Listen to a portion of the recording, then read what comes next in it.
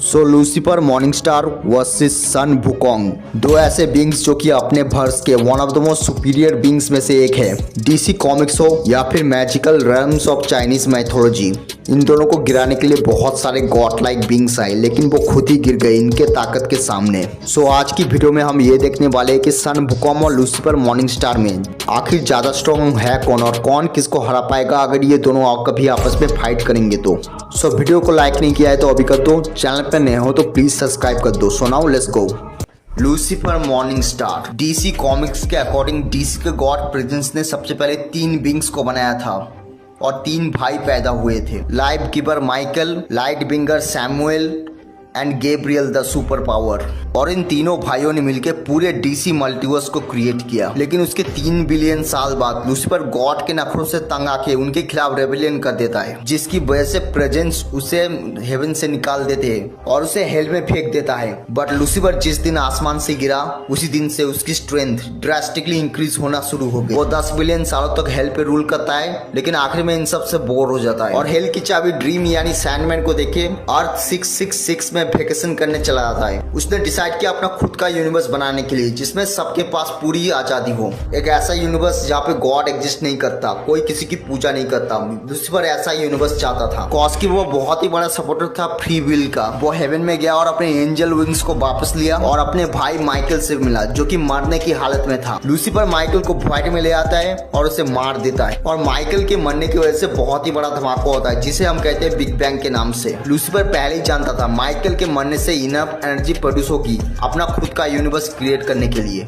और इस एक्सप्लोजन की वजह से काउंटलेस स्टार्स गैलेक्सी क्रिएट हुई और लूसीफर का खुद का अपना एक यूनिवर्स क्रिएट हो गया। लूसीफर मॉर्निंगस्टार डीसी कॉमिक्स के one of the most strongest characters में से एक है। यहाँ तक कि डीसी कॉमिक्स में ऐसे गिनती के कैरेक्टर्स है जो लूसीफर को टक्कर भी दे सके। मिस्टर मिकजी हो या फिर हो वर्ल्ड फॉर्चरर या फिर हो Perpetua the mother of all multiverse, even cosmic armour Superman, ये सब कुछ भी नहीं है लूसीफर के स्ट्रेंथ के सामने। लूसीफर मॉर्निंगस्टार ने कॉमिक बुक में बहुत ही ज्यादा रेडिकुलस फीट परफॉर्म किया। जैसे उसने एक टच में तोड़ दिया था ओवरवॉइड को, उसने कॉमिक्स में एक बार पूरे मेटावर्स के टाइम को एक साथ रोक दिया था, उसने मार रखा है प्रेजेंस के इविल वर्जन को। सो आप अगर बात को लूसीफर मॉर्निंगस्टार के स्ट्रेंथ के बारे में, सो इसकी स्ट्रेंथ ऑलमोस्ट लिमिटलेस है। उसने सिर्फ अपने स्ट्रेंथ का यूज करके स्पेक्टर जैसे बीस्ट को बराबर की टक्कर दी थी। इसके अलावा उसने अपनी स्ट्रेंथ का यूज करके अपने यूनिवर्स को एक हाथ से डिस्ट्रॉय कर चुका है और ओवरवॉइड को एक फिंगर टच से डिस्ट्रॉय कर चुका है। इसके अलावा लूसीफर मॉर्निंगस्टार पोजेस करता है गॉड लाइक स्पीड। वो लाइट की स्पीड से 150 बिलियन टाइम मोर फास्टर है विद एंजल विंग्स। अब अगर मैं बात करूं इसकी हीलिंग फैक्टर के बारे में, सो पहली चीज तो लूसीफर को इंजर्ड करना किसी भी बीइंग के बस की बात नहीं है, लेकिन बाय चांस किसने इसे इंजर्ड कर भी दिया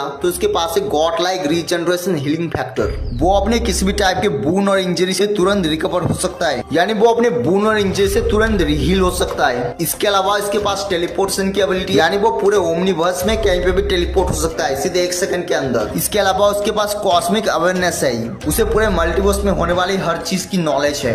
वो बहुत ही अच्छा मास्टर कॉम्बैटेंट भी है, उसे अर्थ की सारी मार्शल आर्ट स्किल्स आती है। उसकी फाइटिंग स्किल्स और फाइटिंग एक्सपीरियंस बिल्कुल नेक्स्ट लेवल पे है। उसका विजडम भी काफी अच्छा है, उसे पूरे मल्टीवर्स की नॉलेज है, कॉज इसी ने पूरे मल्टीवर्स को क्रिएट किया है। उसके अलावा उसे बहुत सारी मैनिपुलेटिंग स्किल्स आती है, जैसे time manipulation, matter manipulation, soul manipulation, hellfire manipulation and etcetera. और उसके डिमोनिक फॉर्म में तो उसकी पावर्स एंड एबिलिटीज और भी ज्यादा इंक्रीज हो जाती है, कॉज की वो उसकी ट्रू फॉर्म है। ओवरऑल ये स्केल करता है 9 layers higher than outerversal में विथ इररिलेवेंट स्पीड।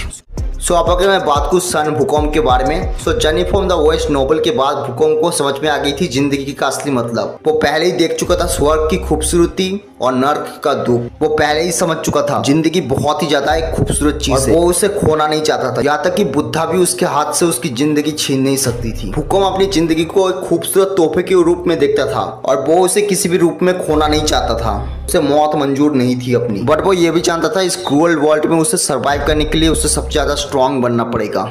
हालांकि हेवन के सारे गॉड बहुत ही ज्यादा स्ट्रॉन्ग थे, लेकिन कोई भी सन वुकोंग से ज्यादा स्ट्रॉन्ग नहीं था।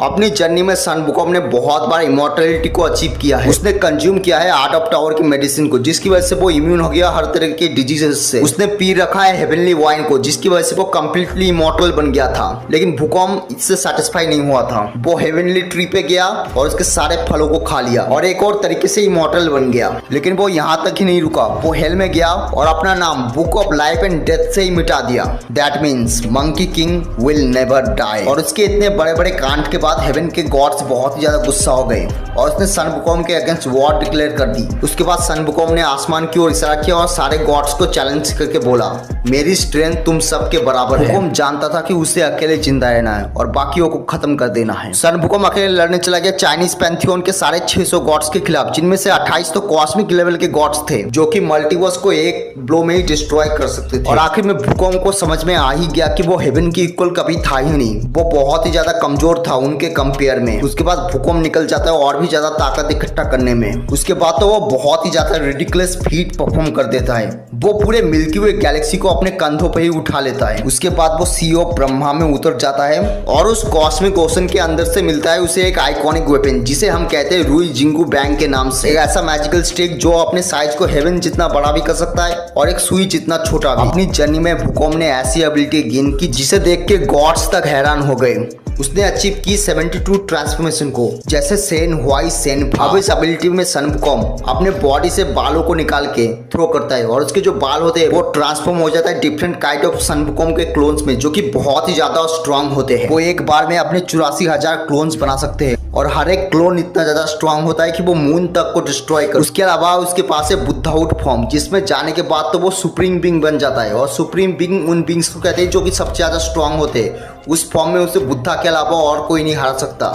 इस फॉर्म में सन वुकोंग ने ऐसे बीइंग्स को हरा रखा है जो कि पूरे टाइम और स्पेस को डिस्ट्रॉय कर देते थे, यूनिवर्स को बीच में से काट देते थे। अब अगर मैं बात करूं सन वुकोंग की स्पीड के बारे में, सो इसकी स्पीड इतनी ज्यादा है कि वो उसे ओमनी प्रेजेंट बना देता है। बेसिकली सन वुकोंग पोजेस करता है लिमिटलेस अमाउंट ऑफ स्पीड। उसकी स्पीड की कोई लिमिट नहीं है, वो जितना चाहे उतना फास्ट हो सकता है, कॉज की उसने निर्वाणा स्टेज को अचीव किया है। इसके अलावा भी उसके पास है गॉड लाइक स्ट्रेंथ। वो अपने एक पंच में मेटावर्स को डिस्ट्रॉय कर सकता है, जो कि 70,000 मल्टीवर्स का कॉम्बिनेशन होता है। वो इनविजिबल भी हो सकता है, कहीं पे जाने के लिए टेलीपोर्ट भी कर सकता है। आपने ये तो सुना होगा कि लूसीफर टाइम ट्रेवल कर सकता है, टाइम में आगे या पीछे जा सकता है, लेकिन सन वुकोंग इससे भी परे है। वो टाइम में आगे पीछे जा तो सकता है और इससे हटके वो टाइम को पूरी तरीके से कंट्रोल और मैनिपुलेट भी कर सकता है। और ये तो कुछ भी नहीं, उसने तोड़ रखा है संसारा को।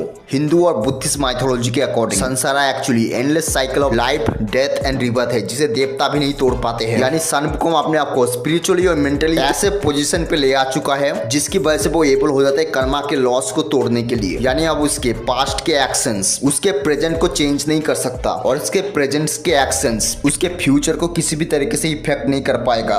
और निर्वाणा स्टेज में पहुंचने के बाद, धर्मा के लॉस को पूरी तरीके से मास्टर करने के बाद वुकोंग ने अचीव कर लिया था आत्मिन को। According to Hindu and Buddhist mythology, आत्मिन फाइनल स्टेज ऑफ एग्जिस्टेंस है, यानी उसके ऊपर कोई भी चीज एग्जिस्ट ही नहीं करता। और आत्मिन को अचीव करने से तुम ओमनीपोटेंट तो बनोगे ही बनोगे और साथ ही साथ तुम ओमनी लॉक भी बन जाओगे, यानी तुम किसी भी वर्स में अपनी ताकत को इस्तेमाल कर पाओगे और तुम्हारे ऊपर कोई लिमिटेशन भी नहीं रहेगा। यानी तुम अपने वर्स के लॉजिक को क्रॉस वर्स बैटल में अप्लाई कर पाओगे ओमनी लॉक के साथ। ओवरऑल सन वुकोंग स्केल करता है layers of high outer to infinite layers of boundless में विथ ओमनीपोटेंट स्पीड। सो अब अगर मैं बात करूँ Lucifer Morningstar versus Sun Wukong के बारे में, सो मेरे हिसाब से तो सन वुकोंग यहाँ इजीली जीत जाएगा। वो यहाँ पे आसानी से हरा देगा लूसीफर मॉर्निंगस्टार को। सन वुकोंग एक ऐसा बीइंग है जो कि अपने लो बॉल स्केलिंग के अंदर ही पूरे डीसी को सोलो कर सकता है। लूसीफर के साथ अगर पूरे डीसी वर्स को भी ले आओगे ना, तो सन वुकोंग उसे अकेले ही हरा देगा। बहुत माइथोलॉजी हो या फिर फिक्शन, लूसीफर जीत ही नहीं पाएगा सन वुकोंग के सामने। सो लूसीफर और मॉर्निंगस्टार और सन वुकोंग के बीच की बैटल में सन वुकोंग विल विंस। सो दोस्तों ये थी आज की वीडियो अच्छी लगी हो तो लाइक करना, चैनल पर नहीं हो तो प्लीज सब्सक्राइब करना। सो मिलते हैं किसी और वीडियो में। Bye bye, take care and don't forget to like, comment, share and subscribe.